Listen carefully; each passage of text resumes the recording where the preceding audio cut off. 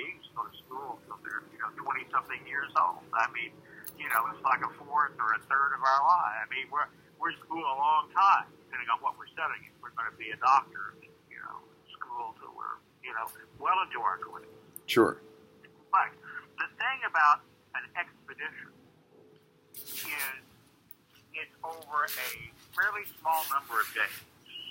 2 days, 3 days, could be a long expo, whatever. Well, but there's the planning. At the very... Right. Sorry? There's the planning as well. So you still have to organize even before the 2-day X. That's your point, I see. Well, no. Well, the point is that the whole thing happens in a compressed period of time. Right. There is some planning before, but then you do all of this work. In the case of an expedition, it's physical work of climbing or trekking or whatever it is that you're doing, cross-country skiing. But the benefit comes when you've accomplished what you set out to accomplish, your goal. You get the exhilaration of standing on that mountaintop or having done all of that. The payoff comes kaboom right there at the end. You don't have to wait 12 years or a year or 6 months. The payoff is immediate. And the feeling of self-confidence that flows from that, feeling of knowing you were able to accomplish something special. Right. Right on that, right at that time. And there are not many things that we can do that have such a quick payoff. True. And I was thinking too, something about AIGLON. One of the things at school, I don't think it's ever occurred to them in many years, but in order to be able to do expeditions, these mountaineering expeditions, these hiking, you have to be fit. True. Have to be fit. And one of the advantages to AIGLON is the school was on a mountainside, and we started getting fit the day we showed up because we had to hike up that damn mountain to get to Alpena or wherever it was we were going, every day, back and forth. Down the mountain to go to class, up the mountain again. To get back home, down the mountain, up the mountain, down the mountain, up the mountain. I mean, there was a tremendous amount of exercise just getting to class. Just getting back and forth to where we needed to go. And so what that meant is that just in the daily routine of attending school there, we got in good enough shape so we could do those expeditions, which were more grueling still. But I don't know. I know when they think of geography, they think, oh, well, we're in Switzerland, we're in a beautiful place, and that's important. We're close by to major cultural centers. In Italy, in France, in Germany, whatever, well, that's important. But just the fact that you're on a steep incline is, I think, probably a real benefit. And that it enables you to do these other more ambitious things like, climbing the Dent du Morcles or whatever.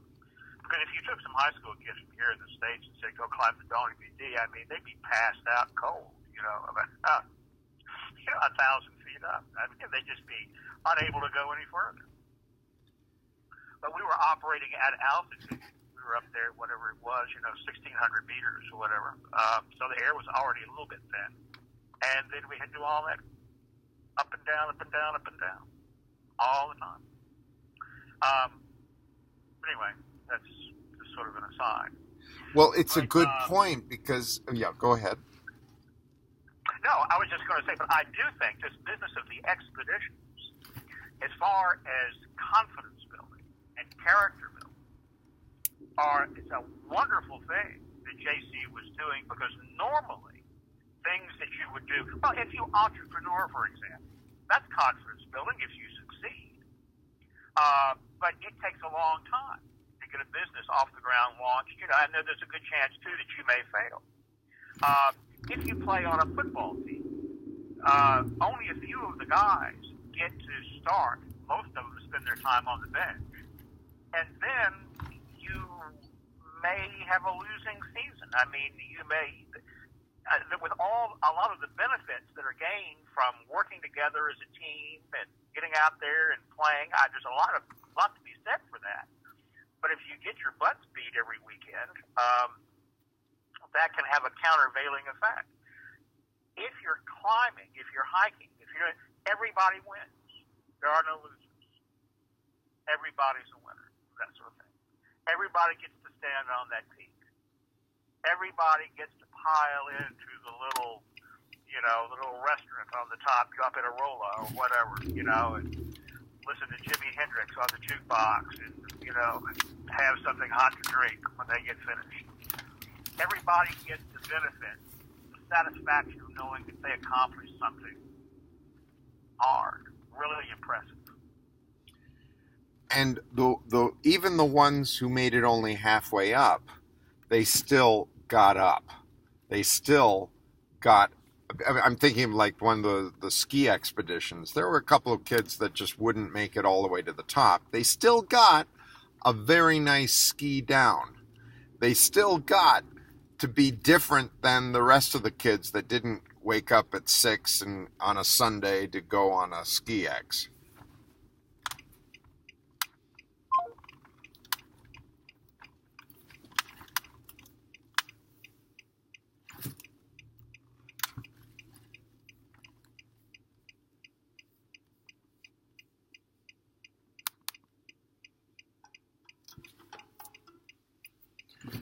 I don't know why it sometimes turns off like that, but I'm glad you called back.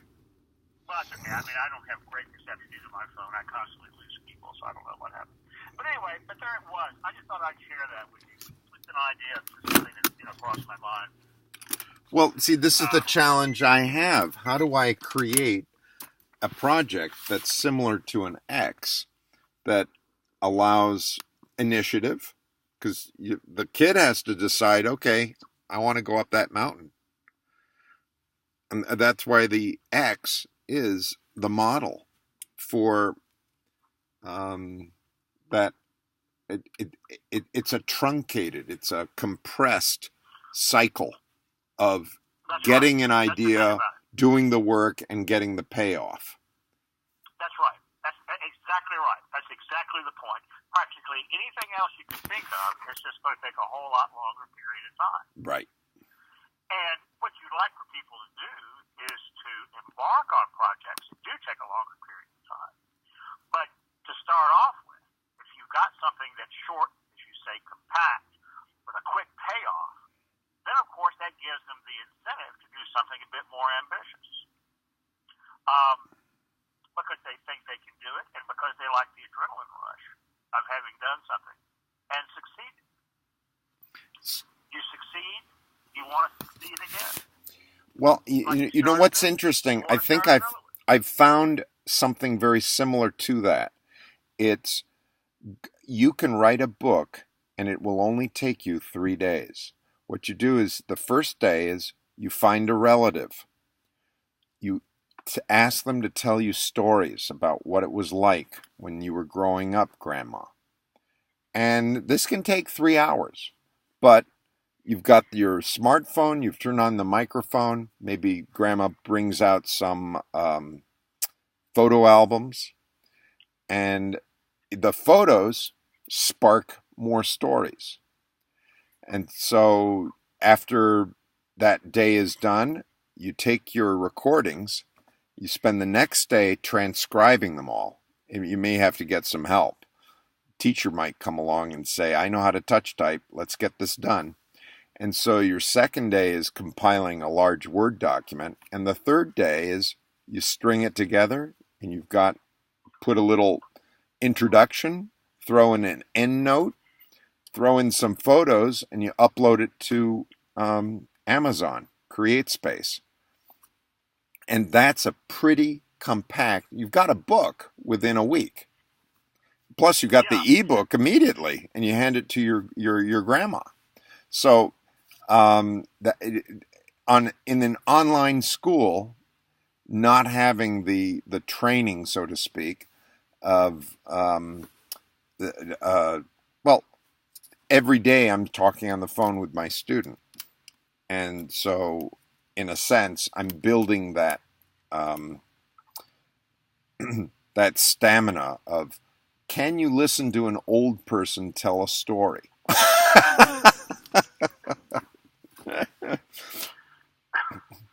laugh, but yes. Right. That's why it's called a generation gap. Yeah. Well, it's interesting. The new operating systems, I'm pretty sure, I haven't downloaded it yet because I'm waiting for them to work all the bugs